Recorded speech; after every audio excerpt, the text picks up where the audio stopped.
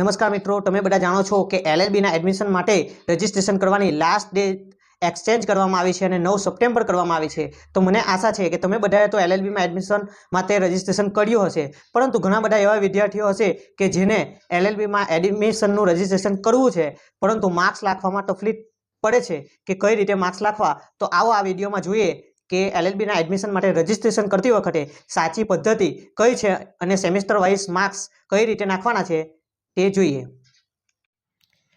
મિત્રો, આપેલ માર્કશીટ એ વીએનએસજી યુનિવર્સિટીની છઠ્ઠા સેમની માર્કશીટ છે। આ માર્કશીટમાં ટોટલ માર્ક્સ 490 છે અને 490માંથી તો ઓબ્રેટેડ માર્ક્સ 325 છે, જે આપણે ટોટલ માર્ક નાખવાના છે 490 અને તેમાંથી ઓબ્રેટેડ માર્ક 325 નાખવાના છે, જેના પરથી આપણા CGPA નીકળશે। અને જે બીજા કોષ્ટકમાં આપણે નાખવાના છે તે માર્ક્સ છે એક્સટર્નલ માર્ક્સ। એક્સટર્નલ માર્ક્સ એટલે કે જે યુનિવર્સિટી દ્વારા પરીક્ષા લેવાય છે, જેટલા સબ્જેક્ટ હોય, જેમ કે અહીં માર્કશીટમાં દર્શાવેલા છે 7 સબ્જેક્ટ, એટલે કે 50 માર્કના 7 સબ્જેક્ટ એટલે કે 350 માર્ક્સ થાય।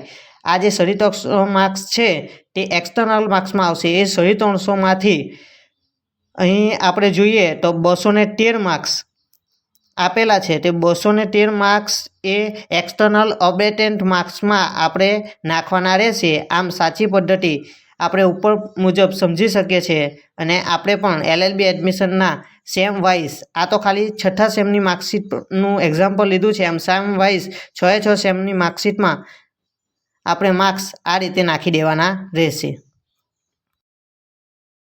તો મિત્રો જોયું આપણે વિડીયોમાં એ રીતે, મને આશા છે કે તમે પણ આ જ રીતે માર્ક્સ નાખ્યા હશે અને તમે રજિસ્ટ્રેશન તો કરી જ દીધું હશે। ને જો કદાચ તમે રજિસ્ટ્રેશન કરતી વખતે એકેડેમિક યરના માર્ક્સમાં સેમેસ્ટર વાઇઝ નાખવામાં કંઈક ભૂલ કરી હોય તો તમે સુધારી પણ શકો છો અને આ પ્રમાણે સાચી પદ્ધતિથી માર્ક્સ નાખી શકો છો। અને એલએલબી એડમિશન રિલેટેડ માહિતી મેળવવા માટે અમારી ચેનલને લાઇક કરો, શેર કરો અને સબસ્ક્રાઈબ કરો, જેથી સૌથી પહેલાં તમને આવી ઉપયોગી માહિતી મળતી રહે।